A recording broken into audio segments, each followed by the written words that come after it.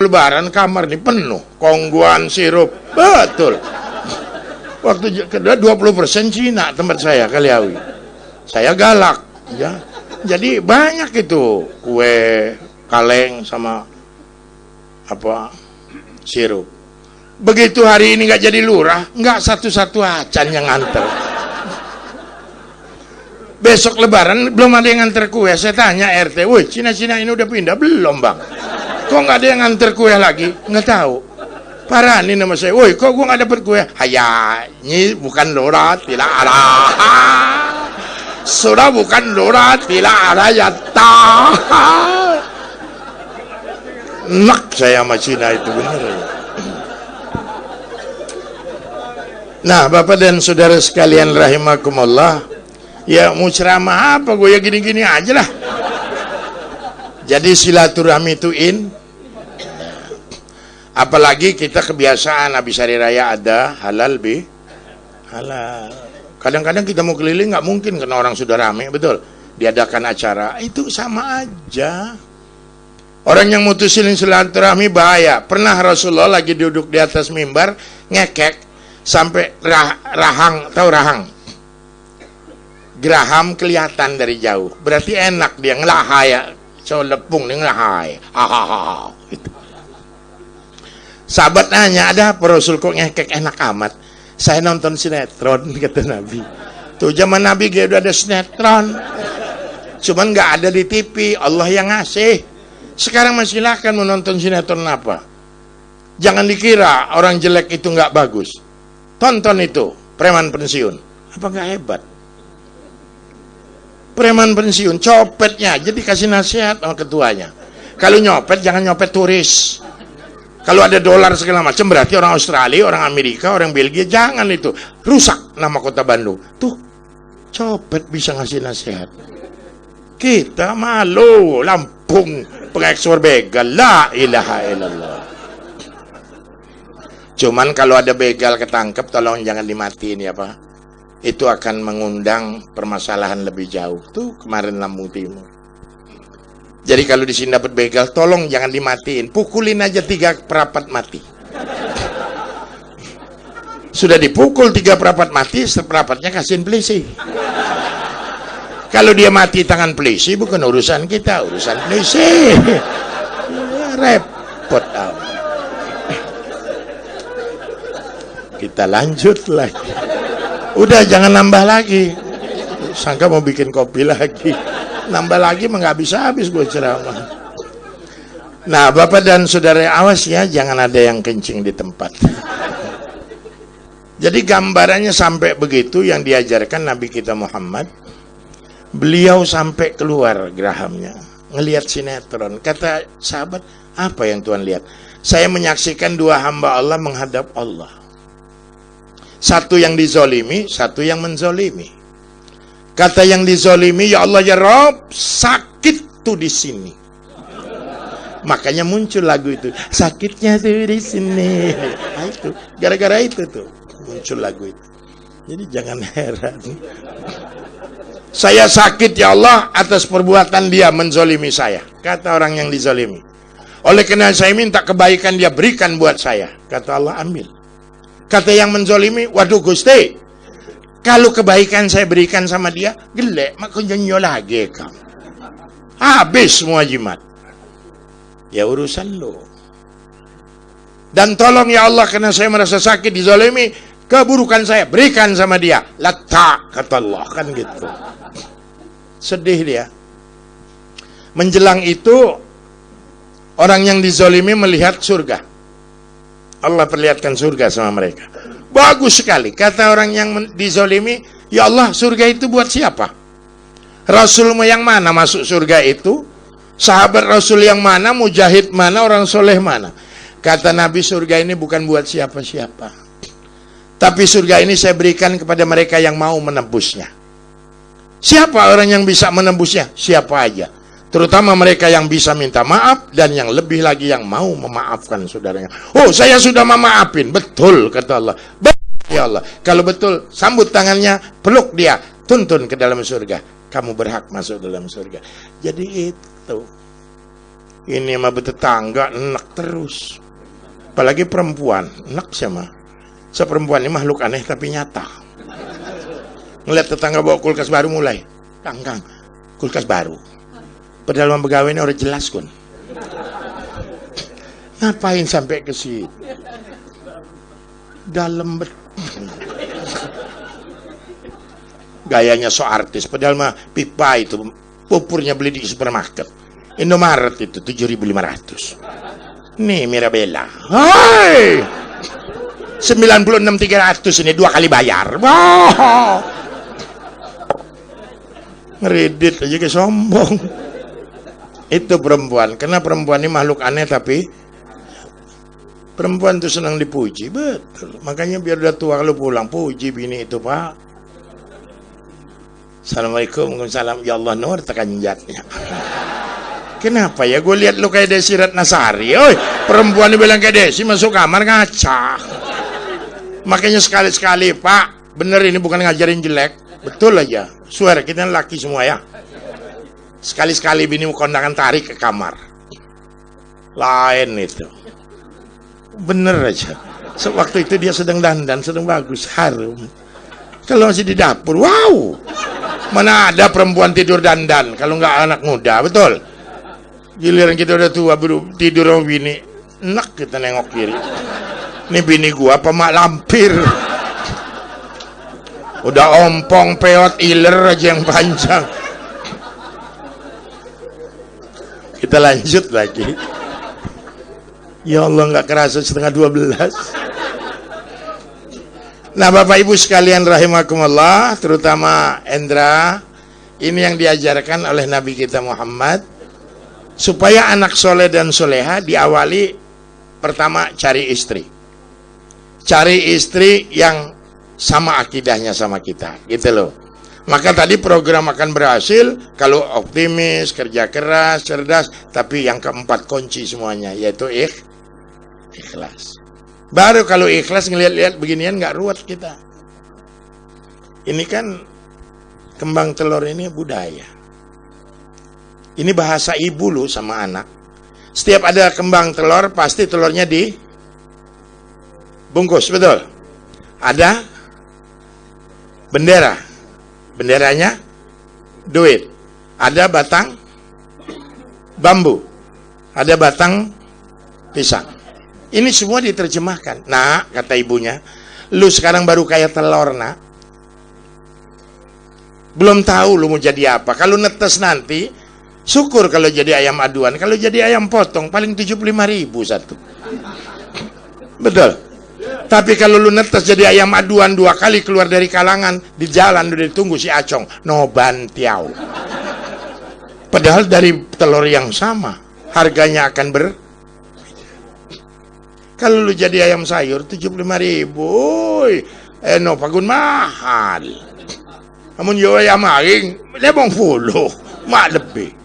Tapi kalau lu jadi ayam aduan, dari harga 10.000 bisa noban tiau. Sama dengan batu. Kita kan dibohongin Cina ini.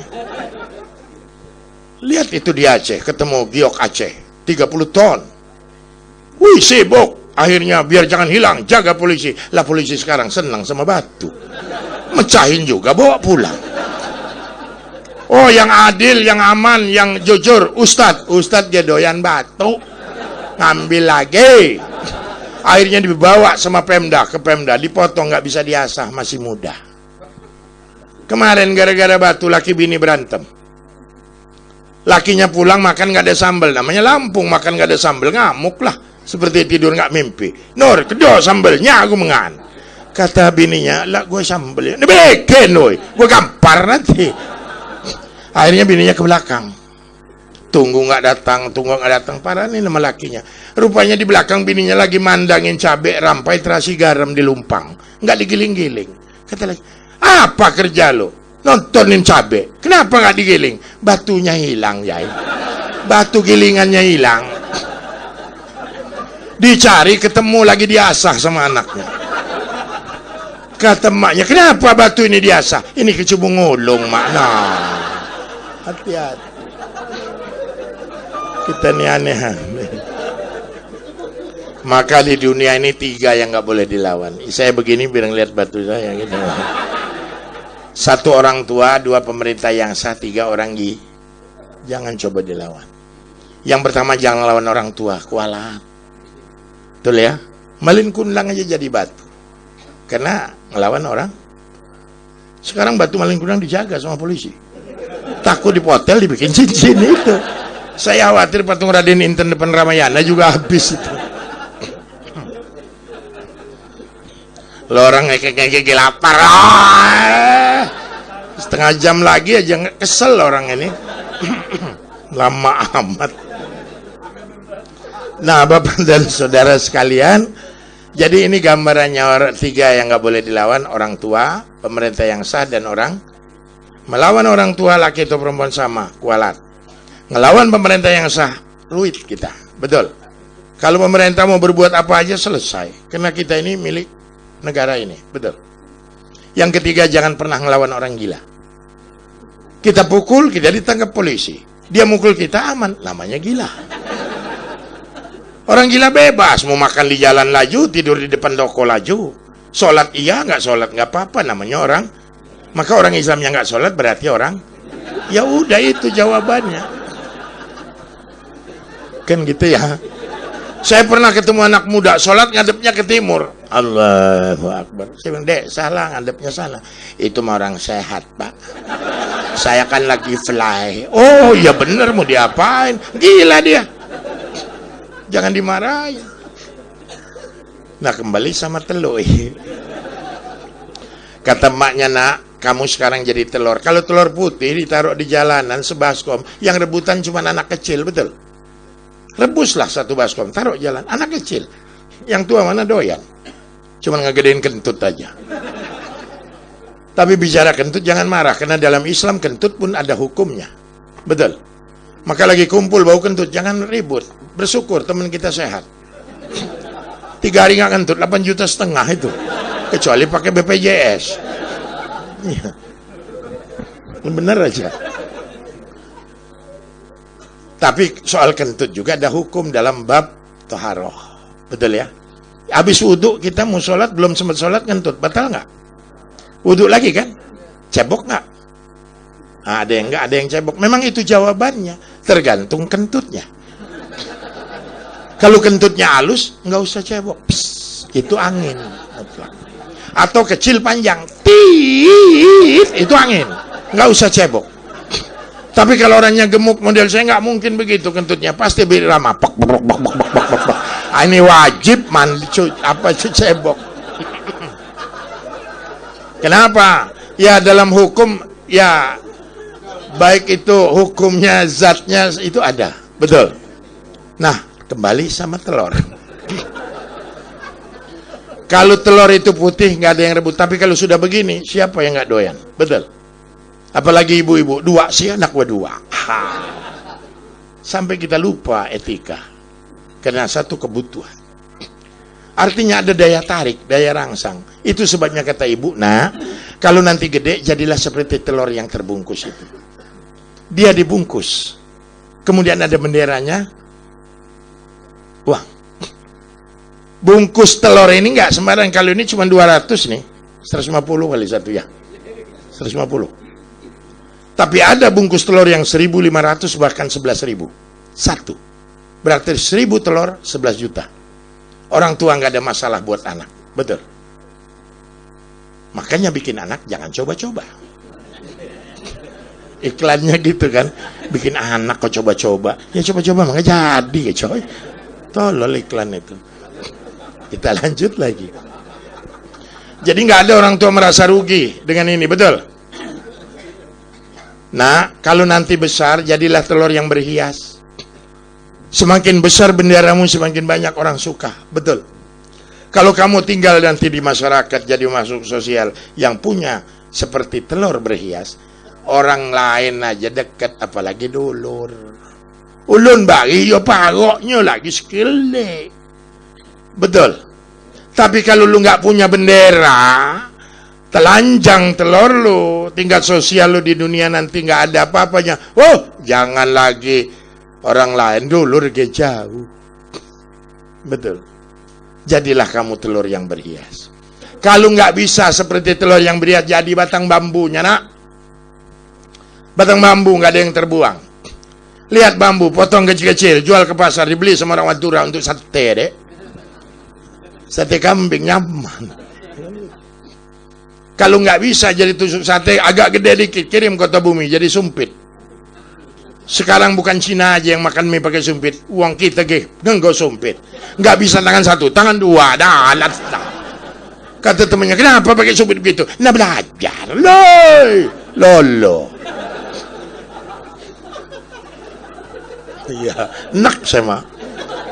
Nah, kalau nggak bisa jadi sumpit, nah, kalau ruas agak panjang, dia agak tebal, kasihin orang Padang buat bikin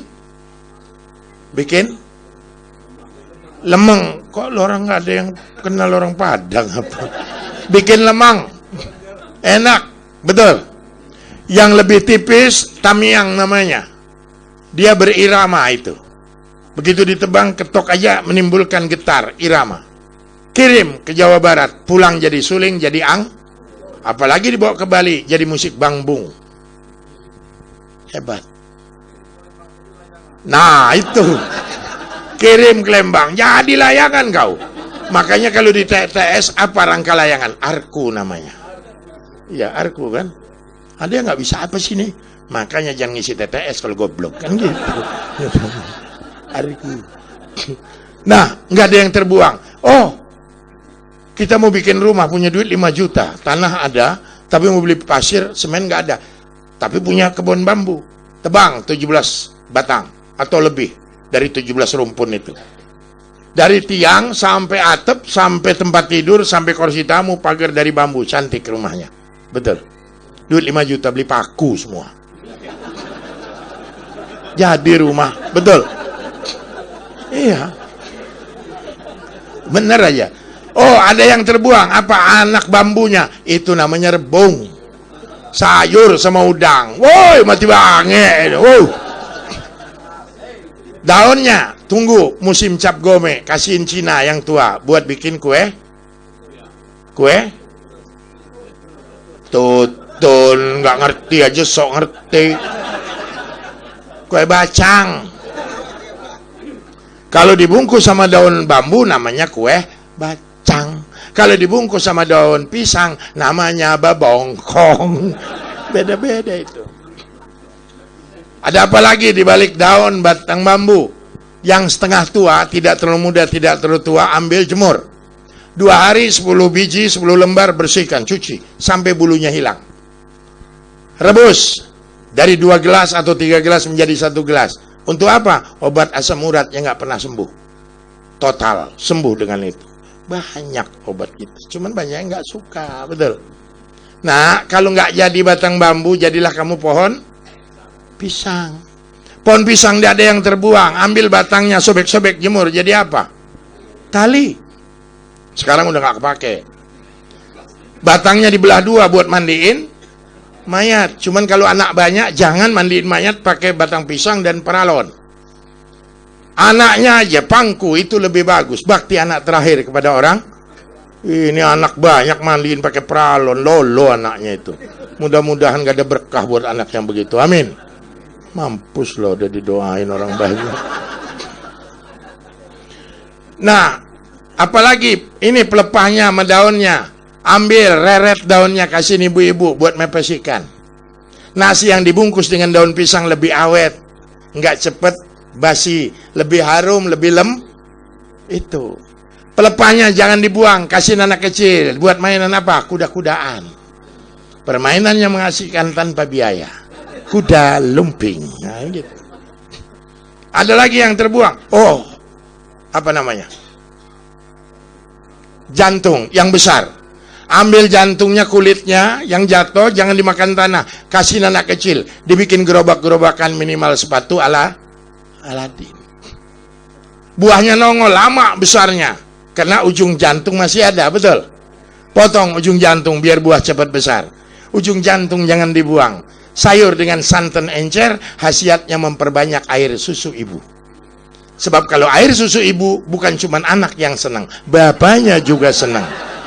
Kenapa? Karena air susu ibu ASI itu hebat, tahan lama, tidak pernah basi, tidak isi ulang, dibulak-balik nggak tumbah.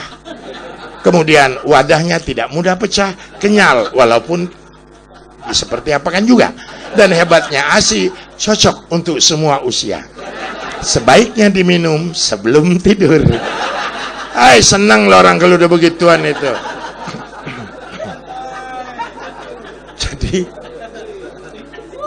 buahnya mateng kita makan, kulitnya jangan dimakan. Kasih kambing dimakan, kambing. Apalagi yang terbuang dari batang pisang, akar, jangan nunggu lama. Dia agak busuk, ambil, cuci, tumbuk. Sudah ditumbuk campur dengan gadung. Tahu gadung? Kalau orang Lampung bilang handawi. Iya, handawi. Itu udah gadung, nggak usah dikupas, cuci aja, parut, campur sama ini. Gambir dikit, tempelin di borok orang yang kena diabetes mellitus. Itu insya Allah sebulan kering total dan hilang baunya. Coba saja. Jadi nggak ada yang terbuang. Hebat. Nah, Bapak dan Saudara, begitu indah yang diajarkan Islam. Cuman kita nggak ngejabarin, taunya cuma nyalahin. Betul?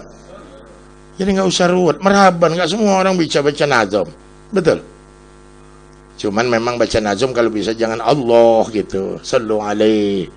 Kalau yang baca Allah itu baca Quran, itu kan riwayat. Pada tu bibizati liyatasani, aku mulai menulis ini dengan menyebut nama Allah yang Maha Tinggi. Itu rangkaian cerita tentang riwayat Nabi kita Muhammad SAW. Nah, pada akhirnya udah jam 12 lewat. Buat Hendra, sekeluarga dan kita semua, hidup nggak boleh berhenti belajar, betul? Tadi surah Luqman mengajarkan anak, pertama ajarkan bersyukur. Yang kedua, ajarkan anak tidak syirik kepada Allah. Ya bunayya la tusyrik billah inna syirka la dzulmun adzim. Ketiga, ajarkan anak tidak durhaka kepada ibu bapak, karena dia mengandungnya wahnan ala wahnin. Susah loh perempuan ngandung itu, sakit susah bertambah susah, betul? Lihat orang perempuan ngandung, ya Allah, sebagus apa juga kayak boneka. Kadang-kadang lucu ngeliat perempuan hamil mah kayak badut, kayak badut. Bener aja, sebagus apapun pun kalau bunting jelek. Nah, tidurnya kita bingung. Orang hamil tuh tidurnya gimana? Hah? Gimana? Iya, merem. Ada yang bilang miring, semacam lolo, merem lah. Nah, ajarkan anak tidak sombong tadi, tidak angkuh, tidak takabur, betul? Kemudian terakhir kata Luqman, wasbir ala ma asabak. Nah, kita singkat. Minimal Hendra 5 hal. Kita belajar jangan berhenti. 1, belajar bersyukur walau nggak cukup. Kedua, belajar nerima walau nggak suka. Ketiga, belajar sabar walaupun berat. 4, belajar memahami walau tidak sehati. Dan kelima, yuk belajar tersenyum walaupun kadang dongkol menangis. Saya coba terjemahkan dikit-dikit. Yang pertama, belajar bersyukur walau nggak cukup. Hidup nggak pernah cukup, betul Pak? Cobalah bersyukur supaya tenang. Apa obatnya istiqomah? Kalau bahasa agama, bahasa kitanya enjoy. Orang yang enjoy apa adanya, bukan ada apanya, meskipun apa-apa. Cuman kadang-kadang kita kalah sama cecak, betul? Tahu cecak? Lihat cecak kalau malam bunyi. Cecak kalau bunyinya panjang itu baca doa. Beda kalau cecak mau kawin. Itu mau kawin, beda-beda itu. Anjing kalau marah, huk, huk, itu marah. Tapi kalau anjing mau kawin, itu anjing mau kawin. Beda lagi kambing. Kambing kalau lapar, kambing kali awin, kambing sini sama itu, lapar tuh. Tapi kalau kambing mau kawin beda. Iya, saya agak hafal bahasa kambing. Itu yang namanya cecek ngomong itu, ya Allah ya Rabb, syukur saya bisa tinggal di rumah ini, makan minum beranak pinak, nggak nyewa, nggak ngontrak. Yang punya rumahnya tel TV, saya nonton TV, cuman anaknya sering nakal, saya sering dijepret. Udah nyumpul di belakang menak, masih diuber-uber. Tapi saya maklum ya Allah bukan anak kecil kalau ndak nakal. Oleh karenanya saya bersumpah, meskipun anak ini nakal, akan saya jaga dia. Jangan kena demam berdarah, jangan kena malaria, akan saya makan semua nyamuk di tempat ini sebagai ucapan terima kasih kepada pemilik rumah. Hebat, cecak bisa terima. Nah kita tanya aja sendiri. Kita masuk rokok Maji Samsu, giliran sholat Jumat ngisi kotak 1000. Malaikat ge males nyatetnya lah. Uang Babin Kamtipas ngisinya 1000. Datang RT 1000 lah jadi malaikat. Awas jangan pernah nahan hak Allah, bisa keluar sendiri. Tetangga saya orang kaya pak, pengusaha, sholat Jumat pakai jas pakai dasi. Habis diaksul masjid, duduk, nggak lama kotak jalan. Di depan dia lama kotak berhenti. Kenapa? Milih yang 2000. Sudah dia masukin 2000, maksudnya dia mau geser kotak. Ada anak muda sampingnya ngasih 100.000. Diambil sama dia, masukin kotak, geser. Udah jauh dia ngomong, "Dek, kerja di mana?" "Saya mah pemulung pak," kata anak muda tadi. "Kok pemulung ngasih masjid 100.000? Banyak amat." "Pak, jujur, itu bukan duit saya. Itu duit bapak jatuh tadi. Saya pungut, saya pulangin. Salah bapak masukin kotak tuh ya." Maka jangan pernah nahan hak Allah keluar. Ya, belajar bersyukur walau nggak cukup, betul. Yang kedua, yuk belajar nerima walau nggak suka. Awas Hendra, anak ini bisa kita suka, bisa nggak suka. Kita pengen anak baik, nyatanya nakal. Jangan kita menolak. Belajarlah nerima walau nggak suka, betul. Bini kita mulutnya besos. Dulu gua kenal sama lu, bahasa lu nggak begini amat, sopan. Sekarang ya Allah marah mau pakai kampak-kampak. Ya udah belajar nerima. Belajar nerima walau tidak suka, buka dada. Insya Allah bagus. Yang ketiga, belajar sabar walaupun berat. Punya bini berat, punya anak berat, hidup lingkungan berat, apalagi jadi RT berat. Udah bagus saja kita masih salahin orang, apalagi salah, betul. Maka obatnya, belajarlah sabar walaupun berat. Orang yang sabar dikasihi Allah. Innallaha ma'as sabirin. Kata Allah, ulaika alaihim sholawatu min rabbihim wa rahmah wa ulaika humul muhtadun. Orang yang sabar dapat penghormatan, rahmat dan petunjuk. Orang yang sabar minta petunjuknya sama Allah. Istikharah, tahajud, nanya yang tua-tua, hasilnya maksimal. Tapi kalau orang nggak sabar minta petunjuk Haji Muhyiddin, kacau. Tetangga saya dulu kaya, karena nggak ngerti dia manajemen, hancur, goncang. Datang tetangga model Haji Muhyiddin, "Oi, amun niko gegoyo gayo gegoho nutuknya aduk Jawa." "Kemana?" "Ke Gunung Kawi." "Ngapain? Jadi babi ngepet." Ya karena nggak ada pikiran, berangkatlah ke sana, sebulan sah jadi babi ngepet. Hasil kesepakatan istri yang jadi babi. Sore-sore keliling cari rumah Cina paling kaya, ketemu cek asyong. "Ini sasaran nanti malam." "Siap," kata bininya. Jam 9 masuk kamar, kunci pintu, matiin lampu, upacara. Jam 10 istri bergerak, berubah jadi babi. Baru itu jadi babi putih bersih montok, langsung keluar ke tempat Cina. Suami jaga lilin. Jam 11 lilin goyang. Semakin kuat pertanda istri dalam bahaya. Tidak ada jalan lain untuk keselamatan istri, matikan lilin. Mati. Kaget loh. Udah lilin mati, nggak lama istri pulang, udah berubah jadi manusia lagi, nggak jadi babi. Cuman badannya penuh luka dan kotor. Kata lakinya, "Dari mana lu?" "Dari rumah Cina itu, Yai." "Dapat duitnya?" "Yai, salah masuk kita." "Kenapa?" "Ternyata Cina itu miara babi juga, Yai." "Babi lelaki 3, hancur saya, Yai, diperkosa." Untung lilin cepat mati, kalau nggak puput segala jimat. Nah, maka hati-hati ya. Yang keempat, yuk belajar memahami walau tidak sehati. RT, kamu nggak sehati dengan wargamu, betul, tapi saling memahami, jalan. Kita malam ini nggak ada yang sehati, betul, tapi memahami, jalan. Kata Ustadz, Al-Fatihah, kita baca Fatihah, nggak ada yang joget. Saling memahami walau tidak sehati. Terutama kita sama istri, ada yang sehati. Walaupun hatimu hatiku, kau belahan jiwaku, ndak ada. Ndak ada kita yang sehati, betul? Tapi saling memahami. Saya dengan istri saya 44 tahun berumah tangga. Saya kenal dia 44 tahun yang lalu. Cantik muda. Saya pernah deketi dia, saya tegur, diludahin saya. "Leha," saya bilang, "nengok." "Hih, ngaca." Saya bilang. Saya pulang ngaca, bagus saya dari Beruk. Kok diludahin? Minggu depan saya datang, tanya lagi. "Leha," dia nengok, "nggak level ya." Wih, saya bilang, sombong juga perempuan ini. Udah, mau diapain, marah anak orang. Minggu ketiga, sebelum saya tegur, saya ngerokok Ji Samsu. Sambil saya bayangin wajahnya. Saya baca Semar Mesem. Semar isun, semar gunung, semar asian, jaran guyang ati burung-burung ati sina burung sina edan. Edan ati joleha maring awaking teka walas teka asi berkat la ilaha illallah. Selesai saya tegur, leha berbalik ngelihat saya. Aih abang, berubah. Saya nggak tunggu lama-lama, besok langsung saya lamar daripada dia berubah pikiran. Yang mau belajar Semar Mesem ke rumah. Saling memahami walau tidak sehati. Jadi obatnya itu aja. Dan yang kelima, yuk saling belajar tersenyum walaupun dongkol dan menangis. Terutama RT. Jangan hadirkan wajahmu dalam wajah gundah, gulana, marah kepada warga. Biar lagi dongkol sama bini, lagi berantem, datang warga, senyum. Ada apa, Pak? Kalau ini datang, lagi berantem. Tapi warga nggak tahu. Resiko jadi pamong itu.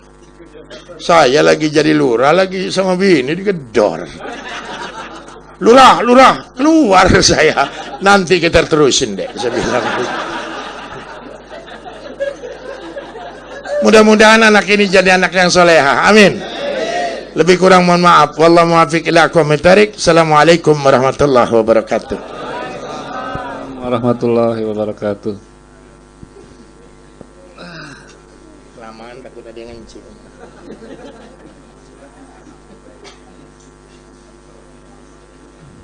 Ya, terima kasih Bapak Ustadz Khairun Yusuf yang telah memberikan kita pencerahan pada malam hari ini. Dari yang bisa kita simak tadi dari sejarah Nabi ya Pak Ustadz ya, sampai sejarah negara tadi dari Pak Soekarno sampai Bung Hatta disebutin juga. Kemudian juga yang saya catat nih, banyak juga Pak Ustadz nih. Apa ini tulisannya kecil banget ini. Jadi banyak motivasi ya Bapak-bapak, Ibu sekalian, masukan-masukan dari Bapak Ustadz yang mungkin di situ tadi kita sudah dengarkan nasihat dalam berumah tangga, nasihat dalam berkeluarga. Semoga apa yang diucapkan Bapak Ustadz dapat mendapatkan kita pahala dari Allah Subhanahu wa taala. Amin ya rabbal alamin. Bapak Ibu sekalian, pada kesempatan kali ini juga saya atas nama keluarga besar Bapak Hendra Haji sekali lagi mengucapkan terima kasih atas kehadiran Bapak Ibu sekalian yang telah meluangkan langkahnya dari rumah menuju ke sini memenuhi undangan beliau dan nanti kembali ke rumah masing-masing. Sekaligus saya tutup acara pada malam hari ini.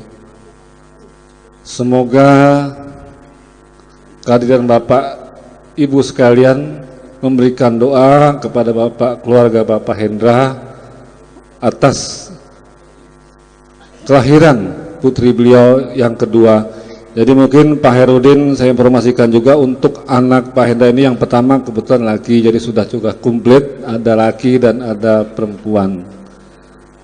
Iya boleh. Baiklah Bapak Ibu sekalian, saya atas nama membawa acara juga keluarga besar Bapak Hendra Hadi sekali mengucapkan terima kasih. Dan pada kesempatan ini kami juga minta mohon maaf bila ada kata-kata atau sikap kami yang kurang berkenan di hati Bapak sekalian. Kepada Allah kami mohon ampun. Kami akhiri acara pada malam hari ini. Billahi taufik wal hidayah. Wassalamualaikum warahmatullahi wabarakatuh.